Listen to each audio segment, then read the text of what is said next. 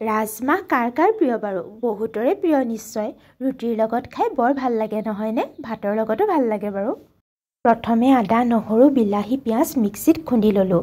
তাৰ পাছত তেল দিলোঁ। তেল দিয়াৰ পিছত পিঁয়াজ, তাৰ পাছত পাঁচফোৰণ, তাৰ পাছত এয়া দেখিছে ৰাজমাহ আৰু আলু দিলোঁ। প্ৰথমে নিমখ, তাৰ পাছত হালধি, অলপ চেনি, ঘৰতে তৈয়াৰ কৰি লোৱা জলকীয়া গুড়ি অলপ দিম।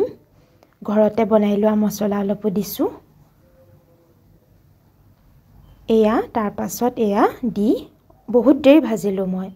ভাজি বস্তুখিনিয়ে তেল এৰাৰ পাছতহে পানী দিছোঁ। পানী দিয়াৰ পাছত কেইবাটাও হুইচেল মাৰিম। মই 10-15টা হুইচেল দিছোঁ। এয়া মেথি পাত আৰু ধনিয়া পাত দিছোঁ। জুইটো বহাই দিছোঁ। এনেদৰে 10টামান হুইচেল দিলোঁ। 10টা, 15টা, 20টাও দিব পাৰে, সিজাৰ ওপৰত কথা। এয়া মাজে মাজে আলুখিনি ভাঙি দিলোঁ। হোৱাৰ পাছত আকৌ অলপ মই ডাঠ কৰি দিলোঁ। অলপ ডাঠ হ'লে ৰুটিৰ লগত খাই ভাল লাগে। এয়া হৈ গ'ল। খাবলৈ কিন্তু বহুত সোৱাদ হৈছিল। ভিডিঅ'টি চোৱাৰ বাবে অশেষ ধন্যবাদ।